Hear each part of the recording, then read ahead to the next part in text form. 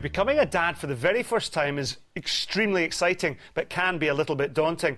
One dad-to-be decided something productive with his experience and put together a humorous but touching DVD to help others through, and other fathers, I should say, through pregnancy and birth. So Troy Jones joins us now with dad of two, Martin Little, who appears on the DVD. Well, guys, welcome. Troy, first of all, where did this inspiration come from for the DVD? I think I learnt when my wife was pregnant that it was I wanted to be a good dad, but I had absolutely no idea what I was in for, like no clue whatsoever. So the immediate feeling, I guess, for a guy when he doesn't know what he's in for is fear and panic and worry. So very honest of you. Yeah, and I was petrified. So the thing for me was the books were stacking up on the bedside table, and it got to the point where my wife had started to get cartoon books and was highlighting sections. And I was like, oh, I really got to do something. So I spoke to a few friends, and they started talking in such terms that I was like, oh, that's what that's all about. So we packed a film crew up and headed around the UK and came here to Scotland and into Ireland and travelled around, talked to regular guys. And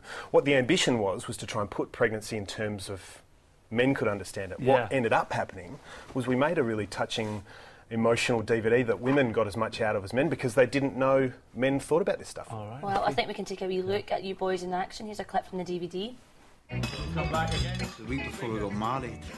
So the wife had sort of said that she had been feeling things and that, so I jumped in the car and went and got some of the cheapest pregnancy test you could find. It was like a 2-pack. I was looking at it and it was so early on in the pregnancy, I think it was so faint, and I'm saying, is there a pink dot, is there not? So back in the car and bought the most amazing pregnancy kit you could find. It doesn't come up a dot, it comes up either pregnant or not pregnant. On an LCD screen, there's no hiding from it. It's like a big slap in the face. You're like, pregnant. It's all high-tech stuff for us women in pregnancy, let me tell you. Even an LCD screen.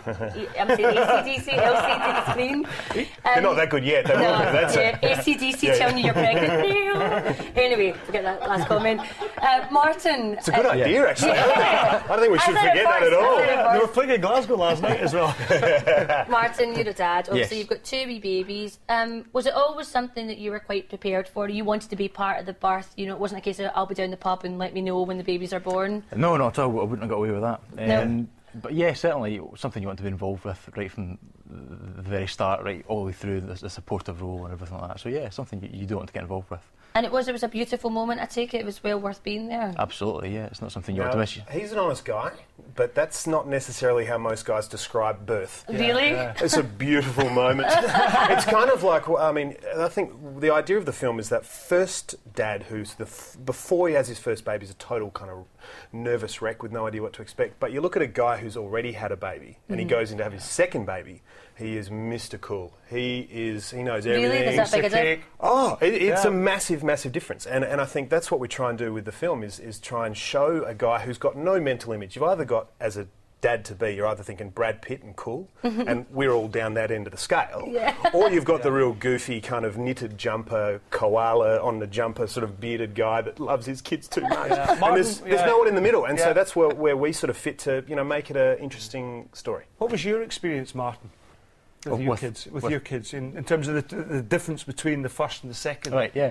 First time, much more nervous, didn't know what was going on. Yeah. Second They're time, there. No, you're right, there they are. yeah, Jude and Harrison. And it's been amazing, isn't it? Because there's been a culture change, certainly when our respective parents, they were standing outside the maternity, and nowadays everybody's involved. We want to be, dads want to be part of it. My dad wasn't allowed in. He was told to wait outside. Yeah. Amazing stat. There's some amazing stats around it, but it was only about 30 years ago, in 1975, the average time that a dad would spend with his kids was 15 minutes per day. Really? And now, these days, only 30 years later, it's almost 3 hours that they spend solo with the kid. And that's such an important thing.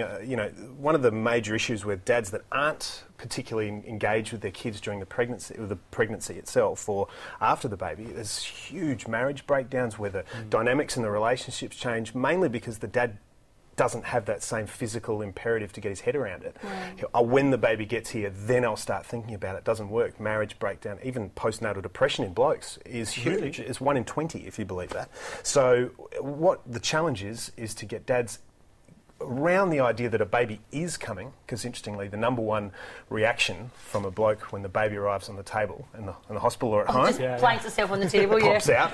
Delivered is the perfect male term. The baby gets delivered. Is shock. The dad is shocked that a little person came out of a big one, and I say big one with all due respect. So what's the main bit of advice you would give to expectant fathers? It's a bit socially awkward, but I think everyone says, well, wait till the baby gets born before we find out the gender, because it'll be a surprise. As a guy, that is the biggest surprising day of your life already. You don't need to find out a little bit more interesting whether it's a boy or a girl. So if you can find out if it's a boy or a girl during the pregnancy, the dad's got a chance to change it from this weird alien thing that's kicking and doing all this stuff to actually like, hey, that's little Billy in there or something that, hopefully might grow up and play rugby one day, and if I can get involved in the nutrition and the cooking, start to connect and maybe pick a name and talk to it more. So that's probably the biggest tip, I think. And when the baby's out, like our sequel, which is bringing the baby home, change nappies early, unlike Wayne Rooney. Read that. Change the nappies early, but the trick to that is make sure your wife leaves the house before you try. We will wait for the sequel. But Martin, Troy, the DVD's out Monday. It's called Being Dad. Being Dad. It's available at Waterstones as of Monday. I don't know if we've sent enough up to Scotland, so if it's not there, check beingdad.co.uk and we'll send them up to you. Okay. All right, guys. Thanks. All the details, of course, are on our website as well. Boys, have a wonderful weekend. Happy fathers. Happy. Very happy fathers. Okay, thank you for coming in. Okay.